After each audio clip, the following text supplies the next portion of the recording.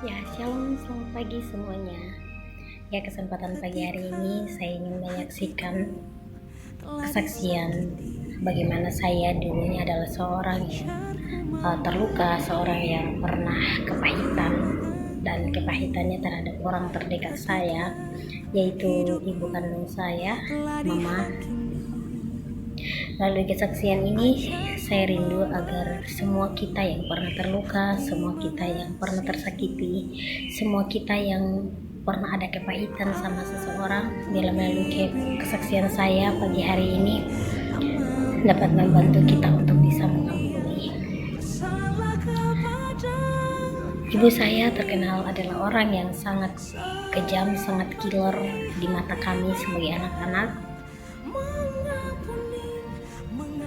Dan itu membuat saya mungkin di antara adik-adik bahkan kakak saya, mungkin mereka merasakan hal yang sama, tapi mereka tidak sampai kepahitan sama seperti saya. Dan pernah sewaktu-waktu aku pernah pengen kabur dari rumah, pengen meninggalkan dunia ini, karena saya sudah tidak tahan lagi dengan cara mama. Dan saya merasa kalau mama tuh seperti pilih kasih dari cara dia memperlakukan saya ya. Waktu saya masih SD kelas 5, nah di situ saya pernah dipukul sampai mata saya terkena kayu dan merah di dalamnya. Itu mulai dari itu saya mulai menaruh akar kepahitan kepada mama. Saya pikir tidak akan berkelanjutan ya,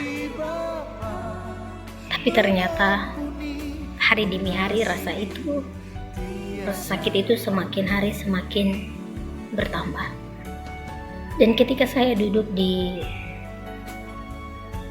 bangku SMP, saya mencoba untuk tidak terasa tersakiti dengan cara mama, perkataan dia, cara dia memperlakukan saya. Tapi ternyata ketika ada kepahitan di dalam diri kita, ketika ada hati kita sudah pernah terluka, maka itu akan gampang sekali untuk membuat kita terluka lagi kalau kita belum mengampuninya. Nah, dan ketika saya duduk di SMP, di situ saya membuat lampu di rumah jatuh.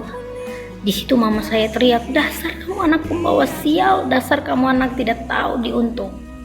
Hal itu membuat saya terluka lagi, dan hal itu membuat saya kok kayaknya saya nggak berharga banget di mata mama, kayaknya saya nggak ada artinya di mata mama.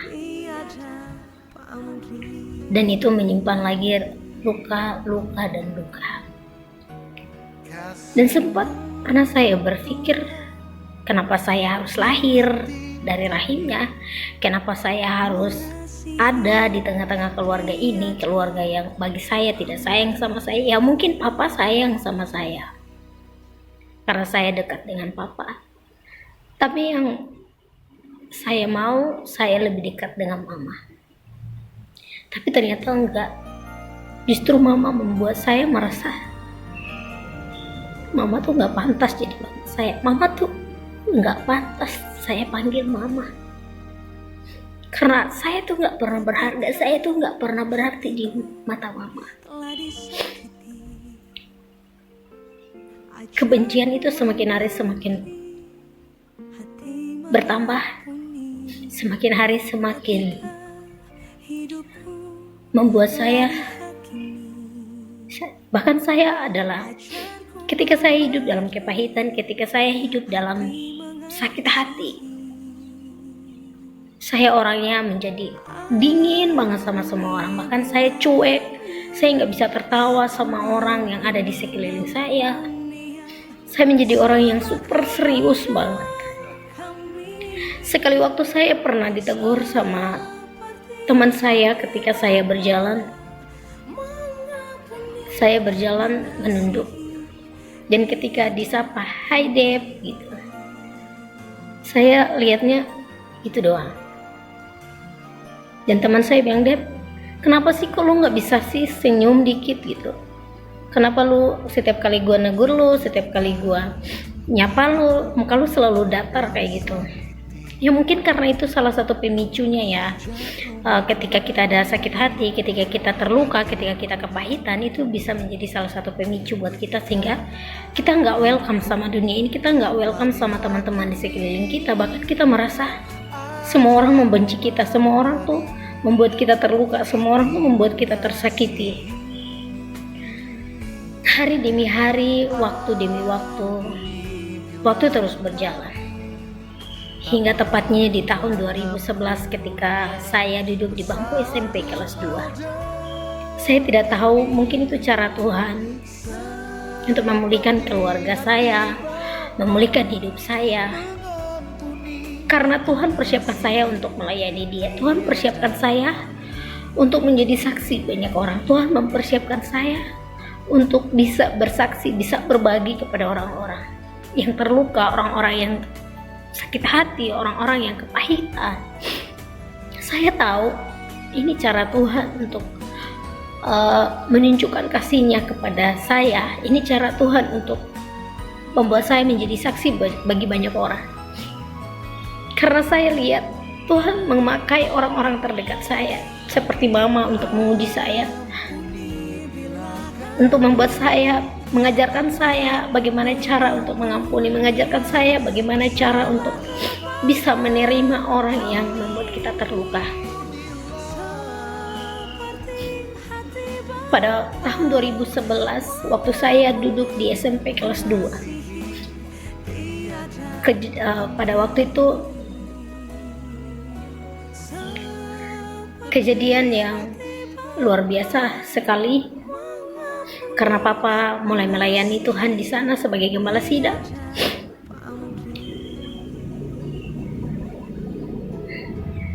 Pada waktu malam kami sedang berdoa bersama-sama dengan keluarga Bapak Stephen Waryata, papa sahabat saya, Heligen Waryata. Saya sedang menggendong adik saya yang bungsu, Putri. Di situ saya tidak tahu entah kenapa, atau bukan memang lagi, tapi Tuhan mau untuk mengubah, Tuhan mau untuk memulihkan mama saya, Tuhan mau untuk memulihkan hati saya di malam itu. Dan pada waktu itu Tuhan datang secara pribadi buat mama. Satu yang pernah saya bilang dalam hati saya, Tuhan, jika Engkau tidak mengubah mama menjadi orang yang lembut, mengubah mama menjadi orang yang sayang sama kami, Tuhan ambil saya saja dari dunia ini. Gak usah saya ada di dunia ini kalau Tuhan tidak memulihkan mama saya. Dan Tuhan melakukan hal itu untuk saya. Tuhan mulai memulihkan, mulai memproses mama saya hari demi hari. Bahkan setiap detik dalam kehidupan mama, Tuhan mulai memproses dia melalui hal-hal kecil yang terjadi dalam pelayanan kami. Dan di malam itu perasaan saya bercampur aduk, antara sedih, senang, semuanya bercampur. Karena mama saya mulai merasakan lawatan Tuhan, mulai merasakan kasih Tuhan itu dalam hidup mama. Dan saya cuma bilang, thank you Jesus, thank you Lord. Saya gak mampu untuk berkata-kata di malam hari itu. Dan saya bilang, Tuhan, buktikan Tuhan kalau emang Engkau mau pakai hidup saya, pulihkan mama saya, pulihkan hidupnya, berikan kasih-Mu yang baru dalam hidup mama, sehingga mama mau mengasihi kami, mama mau untuk sayang kami. Dan Tuhan lakukan itu. Dan saya tahu Tuhan melakukan itu semua untuk saya. Dan hari demi hari saya memperhatikan perubahan demi perubahan terjadi dalam kehidupan mama. Bahkan ketika saya sudah berangkat ke sini, mama adalah orang yang paling saya kaget. Mama adalah orang yang paling saya rindukan, karena dia selalu mendoakan saya. Dia selalu mendukung saya, dia selalu menyemangati saya.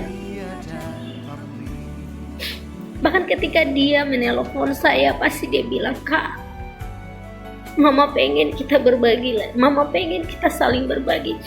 Mama pengen kamu cepat balik biar kita sama-sama melayani lagi di sini.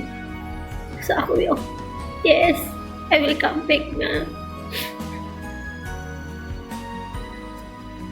Dan saya bersyukur ketika saya mendengarkan kesaksian dari Papa kalau Mama semakin hari semakin berubah menjadi wanita yang lembut, menjadi wanita yang welcome buat anak-anak Tuhan yang datang ke sana, anak-anak pemuda yang datang ke sana. Mama welcome buat mereka, bahkan Mama menjamu mereka dengan penuh sukacita, tidak seperti dulu. Kalau ada tamu yang datang, Mama selalu cuekin. Tapi sekarang ketika dengar kesaksian Papa, betapa hatiku sangat bahagia sekali. Dan di sini saya hanya ingin bilang buat kita, setiap kejadian yang terjadi dalam hidup kita, setiap apapun yang terjadi dalam hidup kita itu semua seizin Tuhan. Dan Tuhan mau mengajarkan kita hal-hal baru untuk dilakukan. Tuhan mau untuk melalui kehidupan kita, kita menjadi saksi untuk orang-orang yang ada di luar sana.